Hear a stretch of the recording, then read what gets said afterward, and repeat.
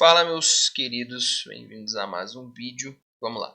Deixa eu fazer uma análise rápida do Bitcoin para vocês e depois a gente trata de por que eu acredito que 2023 vai ser o início de muita coisa boa para gente. Primeiro ponto. Deixa eu ligar isso aqui. O que a gente tem para analisar? Cara, muita coisa do que foi comprado aqui foi executada aqui. Por que foi executado aqui, Felipe? Primeiramente, divergência gráfica. Eu estou usando um RSI de 20 períodos. Eu vou mostrar para vocês depois esse Trading System aqui que eu estou usando. Eu estou gostando muito de usar ele, um Double RSI. Mas enfim.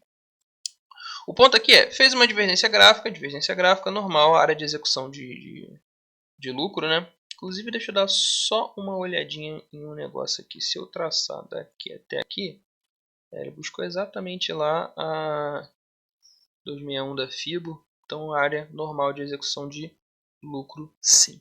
E aí a gente tem duas zonas que a gente precisa observar. A primeira zona é a base do Super Trend, que é exatamente a região dos 17.750. Zona esta que tende a ser a nossa primeira base de preço.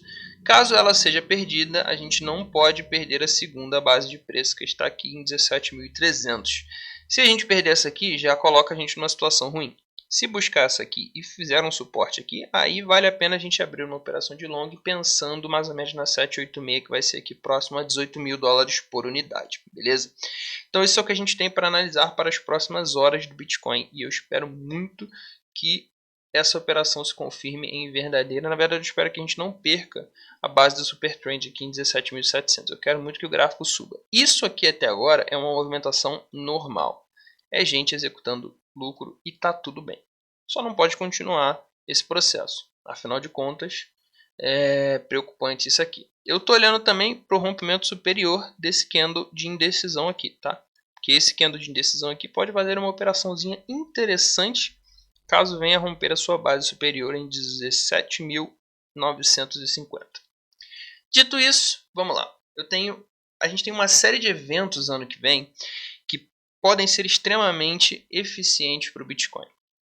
Primeiramente, a gente tem a abertura de China, vou deixar esse link aí, né? E o que acontece? Eles chegaram à conclusão de que essa segunda variante não é tão pesada quanto era a primeira, então eles tendem a abrir a economia. Quando você retira uma economia do tamanho da China do comércio global, impacta tudo, né? Impacta tudo. Ah, mas e o SP500 está nos Estados Unidos e a China está do outro lado do mundo? Impacta, porque são operações interligadas. Impactou um, impactou todos, né? Principalmente porque a China é gigantesca no quesito comércio, né? Então, dito isso, China voltando, o que vai acontecer? Mais impacto econômico, mais a economia tende a subir. Obviamente, levanta também uma segunda preocupação, o quanto de inflação a abertura de China vai trazer para o mercado. Mas aí é uma coisa que a gente só vai poder analisar quando sair, né? O segundo ponto, que é extremamente eficaz, é as taxas de juros. Se as taxas de juros, se de fato, o Fed acertar e as taxas de juros fizerem efeito, o que vai acontecer é o início de uma tendência de alta no semanal do SP500, que vai acontecer quando nós rompermos essa região aqui, que é 4.300. O que é uma tendência de alta, Felipe? Quando a gente começa a fazer topos e fundos ascendentes. E quando isso acontecer, o que vai acontecer? Nasdaq vai subir, SP500 vai subir e, consequentemente, o Bitcoin vai junto. Porque se tudo isso aqui vai bem, se os mercados acionários, ou seja, se aquilo que é seguro vai bem, aquilo que é arriscado tende a ir bem também. Então é isso que a gente espera que aconteça para o mercado no ano que vem, caso, obviamente, aqui depende muito da eficiência das taxas de juros e do combate que está sendo travado agora pelo Federal Reserve. Beleza? Terceiro ponto é a guerra da Rússia, né? A guerra lá na Ucrânia. Eu imaginei que essa guerra acabaria esse ano, mas não, ela não acabou esse ano e está se estendendo para o ano que vem. Espera-se que ano que vem nós tenhamos o fim de toda essa barbárie. Caso isso aconteça, aí novamente você traz um cenário positivo para o mercado europeu. Então você tem Europa em um processo de reconstrução, China voltando ativa e Estados Unidos saudáveis inflacionalmente falando, se é que essa palavra existe. Aí o que acontece? Você pega esses três, pronto, você faz aí a tríplice coroa de um mercado pleno de alta. Aí você vai ter ações subindo, bolsas subindo, E nesse meio tempo, a gente tem um ciclo do Bitcoin que se forma. O que você está falando, Felipe? Eu amo estudar ciclos. Eu vou até tirar aqui esse negócio aqui para não ficar tão... Eu amo estudar ciclos por causa disso. Vamos lá. O que aconteceu? O último halving, ele foi em maio, se não me engano, de 2020. A gente vai marcar aqui, maio de 2020. Show! Foi aqui. O próximo halving, né? Aqui, a contagem regressiva do halving. Deixa eu ver se tem a data exata dele aqui. Não, só tá 2024. Mas se não me engano é maio ou abril de 2024. A gente vai marcar, deixar uma setinha aqui só pra gente ter uma noção. Aqui. Maio de 2024. Espera-se que seja aqui nessa região. Aí o que aconteceu exatamente aqui, ó. Aqui a gente fez o topo histórico do Bitcoin da tendência anterior lá em 2017. Beleza? 2017? Todo mundo? E fizemos um fundo exatamente um ano depois. Mesmo depois, quando teve o Covid em 2020, não tocamos o fundo, tá? Chegou perto. A gente fez um fundo em 2000, o Covid levou o gráfico lá para 4.000, mas esse aqui foi um evento único na história da humanidade. Senão a gente continuaria, nem que seja uma lateralização aqui em 10 mil dólares por unidade, depois de ter feito um fundo em 3. Já seria basicamente 300% de lucro aqui, brincando. Correto? Entenderam esse fator? Aí o que a gente faz aqui agora?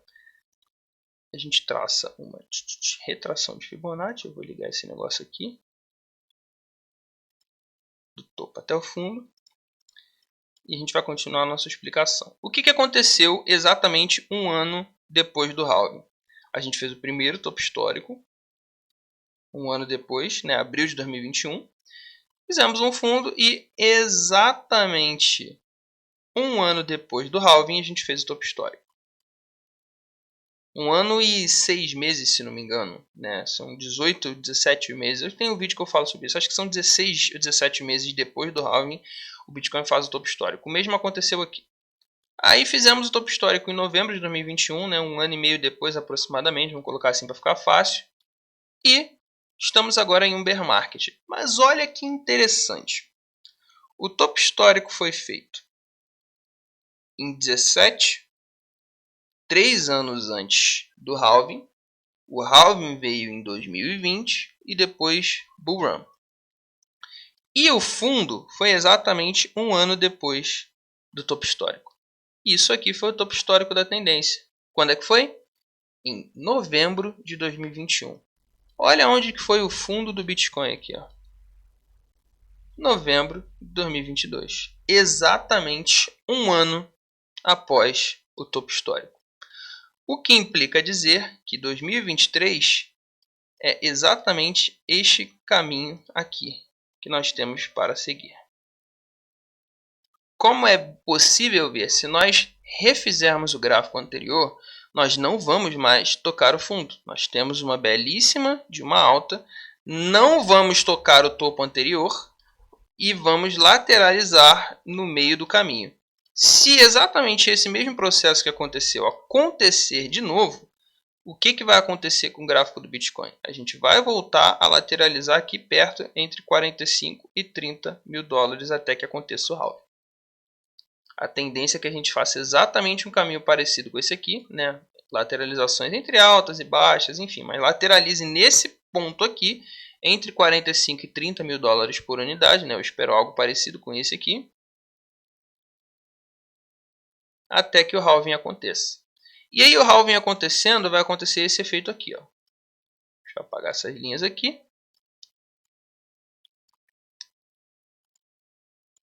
Quando a gente traça a Fibonacci do topo até o fundo, a gente facilmente consegue ver que o Bitcoin buscou a completude da Fibonacci em 4.23, um pouco abaixo, né? Estava em 73, onde eu achei que fosse o topo histórico do Bitcoin.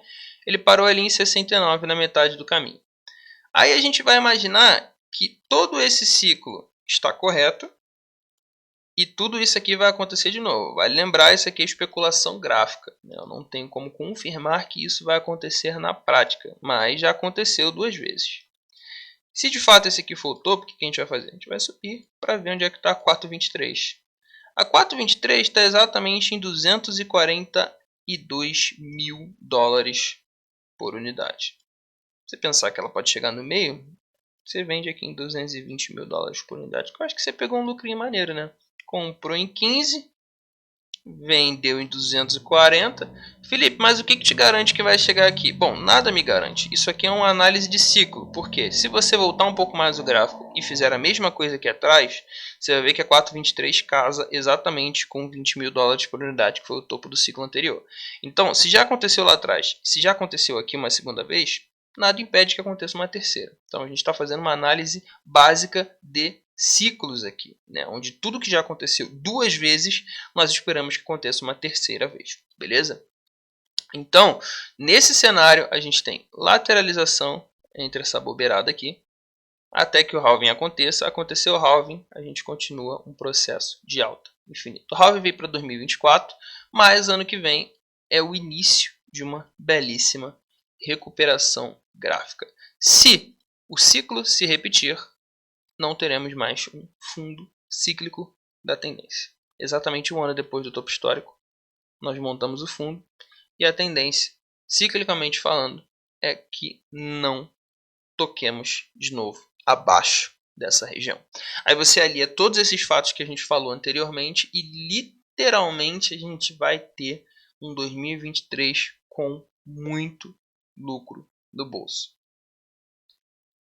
Faz sentido essa tese para você? Se faz, eu acho que vale o like, porque isso aqui dá muito trabalho para fazer, tá? E eu nunca vi ninguém comentando essa parte da 423 da FIBO. Obviamente não é original, algum criador já deve ter comentado isso, mas eu nunca vi, então eu trouxe para vocês.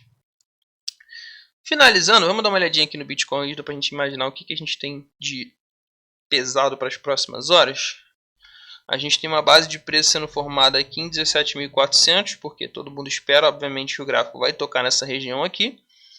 E eu sou um deles, tá? Estou esperando aqui 17.300, 17.400 ser retestado, para quem sabe a gente abrir alguma operação de long pensando 18.000 sendo retestado. Para cima, a gente não tem nada muito exponencial não, só algumas ordens aqui próxima à região dos 18.100, mas o peso mesmo está sendo 17.700, onde é a primeira zona de resistência, né? A zona que precisa ser defendida, e lá embaixo, próximo da segunda zona, entre 17.500 e 17.300. Então, as duas bases de preço que a gente traçou são as duas bases de preço onde o mercado já está começando a adicionar ordens. Então, olho para as próximas horas nesses valores aí. E esses links estarão na descrição do vídeo. Deixe seu like, segue se você não é inscrito e valeu! Tamo junto.